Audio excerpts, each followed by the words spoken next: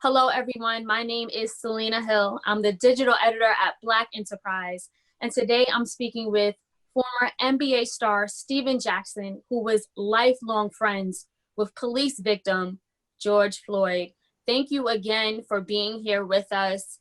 And I am extremely sorry for your loss. Oh, thank you. No problem. Thanks for having me. You've been very active on the ground ever since your friend was taken by police. But actually, even before that, you've always been speaking out against racial injustice and using your platforms to really call for change. Did you ever think that the effects of systemic racism would hit so close to home and that you would be a leader in the Black Lives Matter movement? Never. I never thought that. I've always been the guy that has common sense, and I know what's right is right and what's wrong is wrong. And I've always been on the side of right, regardless what color you are. I've always been that person. So me seeing my brother, who I call my twin, get murdered for the world to see, a lot of times I see myself down there as a Black man. So this is personal, and God don't make mistakes. He knew that I would stand up, and I would stand up the right way. And I never thought it would be to the point where I have 18 countries in all 50 states behind me. So it's a blessing, and I just want to continue to make everybody proud, and hopefully I'm leading the right way. Absolutely. I mean, like you said, we all watched that video. I was shaking, I was crying, I was upset, and it really ignited an international movement. But Black people, we've been fighting for civil rights and our humanity for centuries. What is it that makes this moment so different? Good question.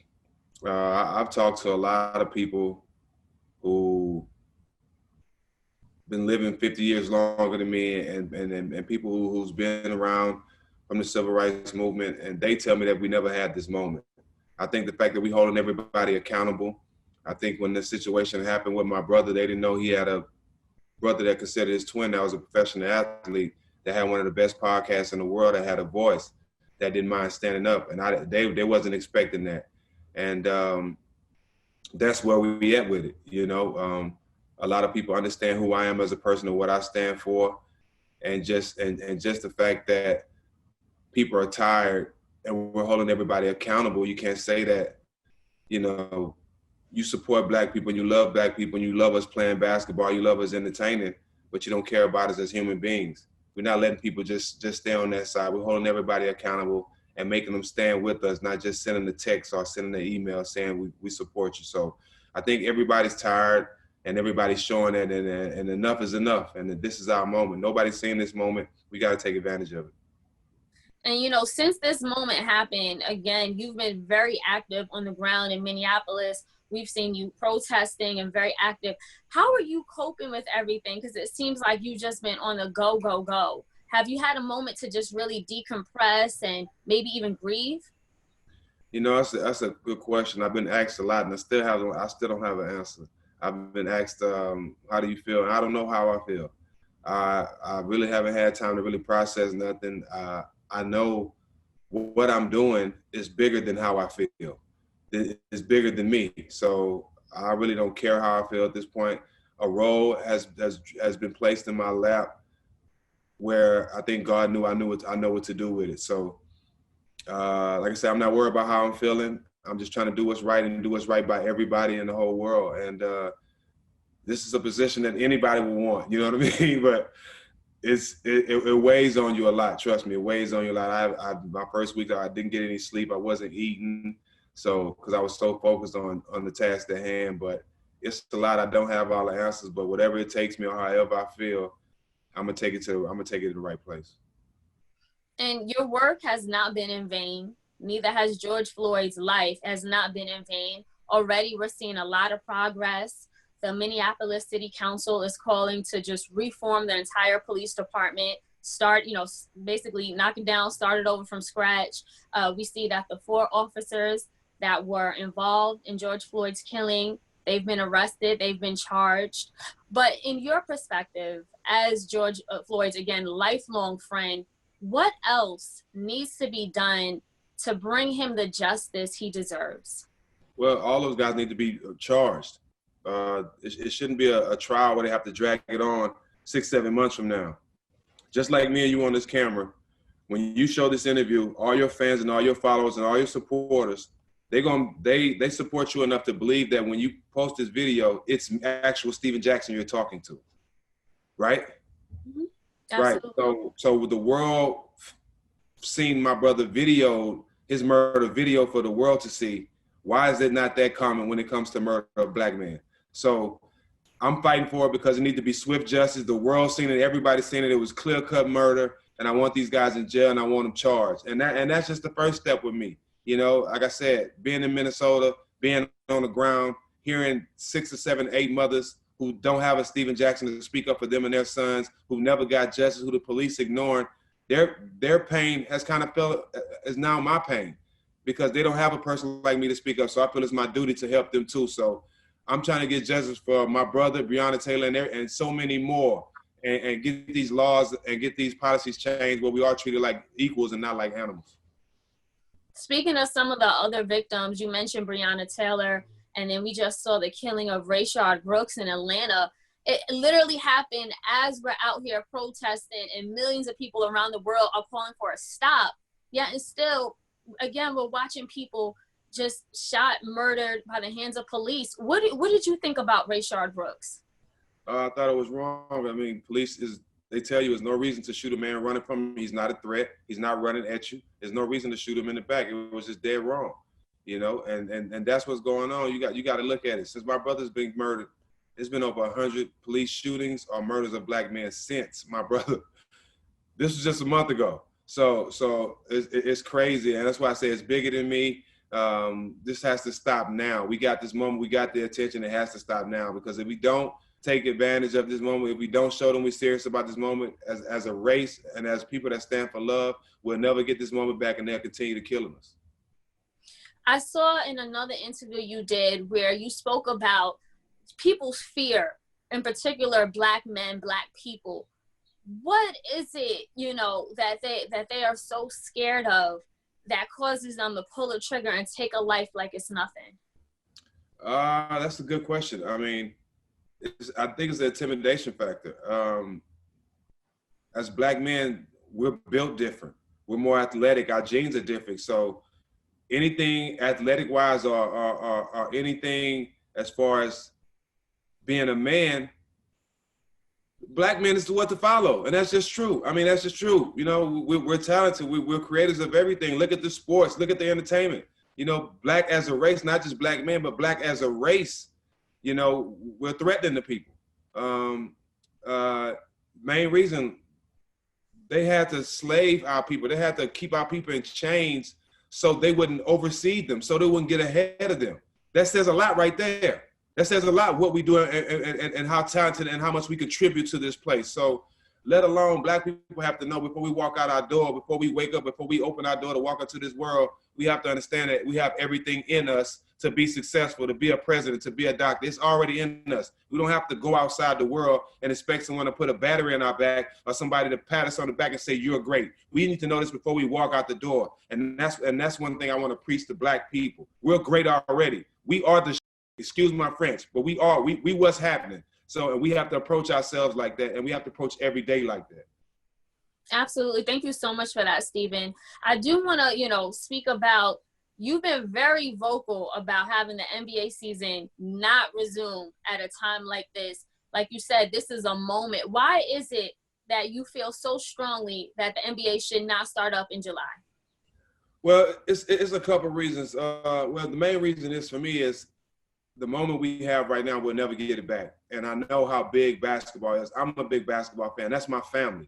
So I'm not going against them, but I just want to have a conversation with them so they understand, like some of the players that are in the NBA do understand this moment. We'll never get this moment back. I think our kids' lives and how our kids are treated, how we're treated the rest of our lives, and how our kids' are treated by the police and then by dealing with racism.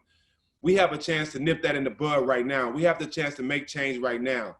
I know basketball is great, and that's my family, and I'm not going against them, but if they can find a way where the light can stay on the moment we have and play basketball, I'm all for it. But the reason why I'm against it is because I've never seen it. I've never seen it. We've seen it with the Black Lives Matter t-shirts. We've seen with the little PSAs at commercial time. What has that done? It hasn't done anything. So I want them to understand that I'm coming out of respect. And the only reason I don't think it can happen is because I've never seen it. Well, Stephen A. Smith, he's also been very vocal. He actually said, he talked about your comrade, Kyrie Irving. He said that he doesn't agree with Kyrie's stance. He said that if you're gonna not show up to work, to quote him, at least have a specific plan in place. What is the plan of action? You can't just say, I'm not gonna play. What is your response to that? Well, how does he, that's my guy, Stephen A. is my guy, somebody I look up to, he's a mentor of mine. But as Black men, we know how to disagree without disrespecting each other. And we definitely disagree on this topic. I think they definitely have a plan. And I can give them a plan because it's simple, it's not rocket science. Give them 10 demands that we need changed. It takes a week or a day, 4 or 5 days to sit with a group of people who we all know, who know what laws need to be changed, know what policy needs to be changed, and know the things that need to be changed for us to feel like equals and to be treated equal. We have enough people that know that. Come with these 10 things. If these 10 things are not met by the time the season is supposed to start, we're not playing. And it's just that simple. They can use their celebrity and their status like that. Everybody's going to watch the NBA, and everybody's going to be focused on LeBron getting his championship, which I'm rooting for him as well. But if it's going to take away from the movement and what we have here at stake and what's bigger than us, I don't think they can do it. But it can happen, and that way, given those demands, I think it can happen if they do it that way. That's fair. Speaking of the NBA, the song you actually released back in 2014 was Scarface, where you were talking about sort of the NBA. So, talking about Donald Sterling, talking about racism in America. You have that quote, is this a court or a cotton field? It's getting so much attention now. Again, the song came out in 2014. Do you think that song and video is what may have, would you say, it blackballed you from the NBA? It ain't no question about it. I'm a realist. Before that, I was put in a situation in San Antonio where, I got cut by Popovich, and he put me in a position where he knew how I was going to respond. I get to the Clippers, I'm playing, and Chris Paul breaks his hand, and I end up getting cut from the team because they needed another point guard. That was the business side of it. It wasn't that I couldn't play. I understood the business. They needed another point guard because Chris Paul was so important. As soon as I get cut from the team, the Donald Sterling stuff comes out. I was already doing music, and I put the video out. I didn't get a call from an NBA team since. And by the fact that I went to the Big Three and was in top 5 in scoring all 3 years, made it to the championship last year with a torn patella, shows that I could still play. I could play the game, and I wasn't done with basketball. But that video said a lot. A basketball player never made a video like that. A current one, never on that topic, and never took that stance. Nobody has ever took that stance. So that's why I say I was taking a stance even before Cap was kneeling. You know what I mean? Because I've seen it. I've dealt with a lot in my career where I spoke up when things were wrong, and I've seen a lot of stuff. But that situation, me making that video, I did not think twice because I knew no other basketball player was going to take it to the level that I took it. And that's definitely a reason why I never got a job. Wow. Stephen, when you were making that video, were you thinking, this might jeopardize my career in the NBA? Like, did you consider that at all? Like, what was going through your mind? I'm not naive. Yeah, I thought about it, but I knew what I was getting into, and I knew it was bigger than me. Having one racist owner in the league, I'll be naive to think he's the only one. So I had to speak on it, and they really kept me out the league and kept me from playing, so my video wouldn't get any light. You know what I mean? It wouldn't get any light, but a lot of people seen it, and like you said, it's starting to pick up traction again. But that's just how I felt. Is this a court or is this a cotton field? Can somebody explain to me what this really is? And because we haven't seen one owner speak up. The NBA is 80% Black. Why do we have to ask to speak up when we're the reason your business is thriving? It's just common sense. It's not rocket science. Mm-hmm. I'm glad you brought up Kaepernick because the resemblance there is a strong resemblance. He took a knee. You obviously were speaking out. Both blackball, both strongly feel like that's the reason why you guys we're not allowed back in the leagues. What is the message that you think the owners of the league are trying to send to the athletes who happen to be predominantly Black and brown? You work for me. You don't tell me what to do. I'm going to be fine regardless. That's basically what they're saying. We don't care about your livelihood. All we care about is you come and dribble the ball, throw passes, and run up and down the field and make us money and bring fans in. We don't care that your little cousin just got shot by the cops. That doesn't affect us. That's basically what they're saying. If they're not standing up side by side, if they're not on the marches like some of the coaches, and I've seen some NFL coaches actually at marches standing there and walking with the people, you know, but just doing a PSA or just having your players go out there and speak is not enough. And the owners that's not speaking up, the owners that's not standing on the side of their players, it's common sense what they're saying. We care about you as long as we care about you when you're working for my organization and when you're making me money. But when you're outside of here, it doesn't affect me. That's basically what they're saying. Well, you're going to keep speaking your voice and using your platforms. In fact, you actually have a march planned in Philadelphia for Juneteenth. You know, it feels like Juneteenth is hitting a little differently this year. Obviously, this is a day of observance of Black history and our emancipation. Why do you feel it's so important for people to come out and march on Juneteenth or wherever they may be, just to observe the legacy of Juneteenth? Well, one, it's a pre-Father's Day march as well. So all the fathers, all the fathers that stand on the side of love, especially the Black fathers, they are going to be out standing strong together. It's going to be a beautiful day for Black men especially. But everybody's going to come out. All races are going to come out to support them, the march and the movement. But two, I think it's important that day because as you see, a lot of places, people are making it a national holiday. A lot of states are making it a national holiday now. And that's what's needed because we need to be appreciated. We need to be applauded. You know, we need to be shown that we're loved and we mean something. You know, I think the fact that we still fighting to be equal is showing even more why we need to be celebrated. So I'm happy that I can be a part of celebrating our culture and our skin color, and also be able to continue the push on equality and getting social justice for everybody that's been wronged. I'm glad those two things can come together, and I'm glad I can be a part of leading that. You know, you said Black fathers. Again, I think that's a beautiful celebration. And we can only think of, again, your brother, long life friend, George Floyd, who was a father as well. If he could look down and see what was happening, what do you think he would say? What do you think he would feel about just the whole way that this is playing out?